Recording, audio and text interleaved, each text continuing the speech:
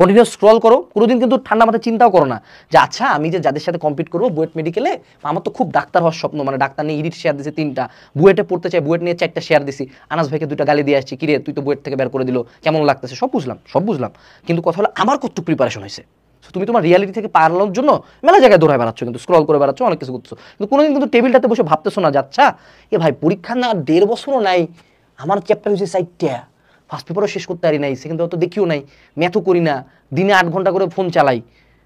তারপর আমি ভাবি যে কোনো এক অলৌকিক কারণে হঠাৎ করে যে আমি সামনে কোনো একদিন ডেভিড গগিন্স হয়ে সব কিছু শেষ করে দেবে, তো হয় না। সো ডিসিশনটা নিজের রিয়েলাইজেশন থেকে নিতে হবে।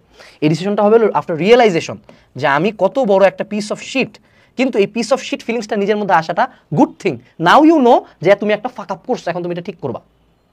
ভুল আগে রিয়েলাইজ করতে হয়।